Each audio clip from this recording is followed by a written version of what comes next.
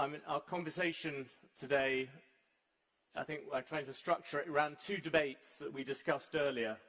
One is how to prevent a war, which really is to do with China, and the other one is how to end a war, which is to do with Russia. You've just heard Wang Xishan talk about casting aside Cold War mentalities, and I thought that's a nice setup to our traditional metaphor.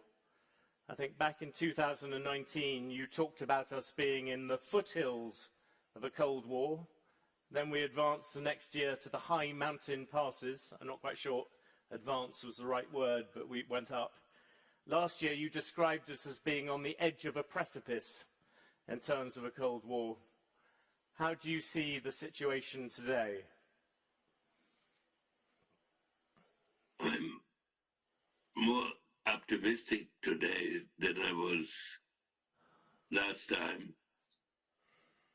If we use metaphors, I would say we are at the beginning of a bridge building effort,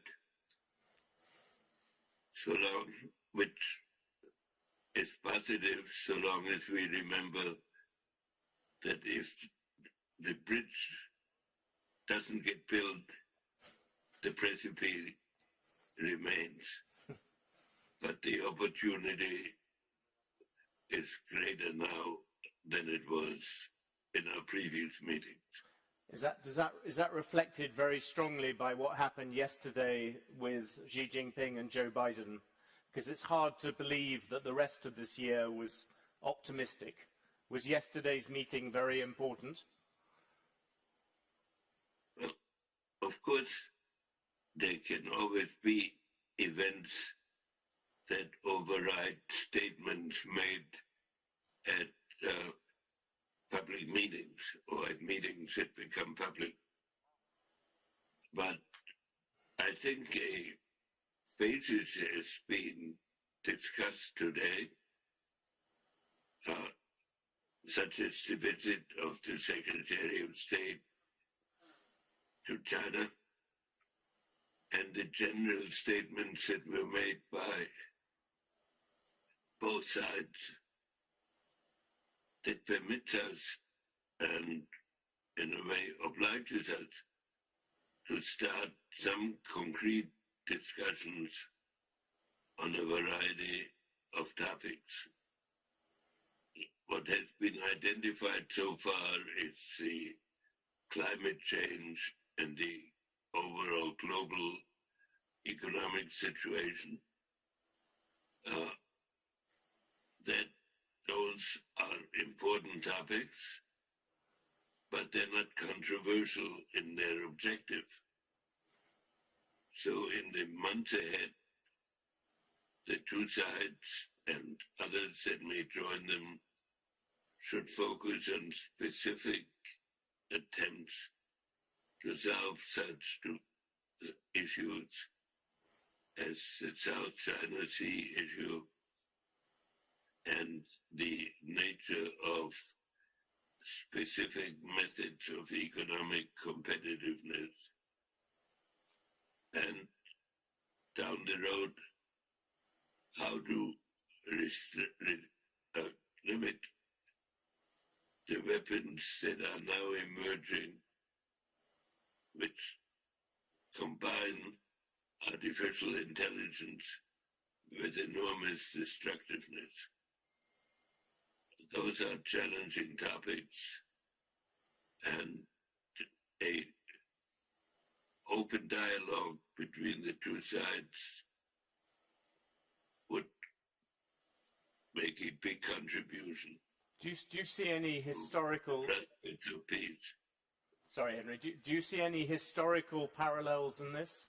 I mean, you've talked a bit about the run-up to the First World War. There were chances for England and Germany back then to have more constructive talks. Do you think that there is a sense that they were in a similar position? Well, the historical parallels are not so hopeful.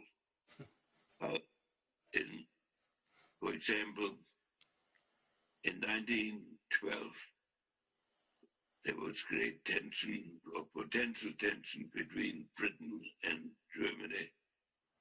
And there were two major British documents. One called the Grove Memorandum pointed out that Germany was a potential threat that had to be resisted on all fronts. The other one was a visit by the British War Minister to Germany, in which he proposed reduction of the German Navy in return for some modifications of British politics. As events developed, the confrontational course became the dominant course, and 4 years of war followed that whose consequences went beyond anything any of the leaders had ever imagined. So if one looks at historical parallels, one should see what happened in that previous period, but as a result of deliberate choices made on all sides. Isn't there a problem today, despite yesterday's meeting, that in general over the past year, the hawks have been proved correct? So if you're in China, you have seen America clamping down. You saw that Biden's sort of chip war, if you want, dividing the technological world into two. And from the American perspective, you saw Xi Jinping's re-coronation, Hu Jintao being shuttled off stage. That those are the things that hawks on both sides will see as you put it, the road to confrontation. Well, there will be a concern that a conciliatory strategy is a way of reducing a society's capabilities and therefore its security. And that danger is inherent in the nature of diplomacy. At the same time, the two leaders that met recently will know that the consequences of economic disaster and of political and of military impact on each other. So all we can say today is that a method for discussion has been agreed on and general statements have been made that are compatible with a cooperative world, but a long road still has to be undertaken, and thoughtful policies will have to be pursued, and frank discussions need to be taking place. But the door at least has been opened.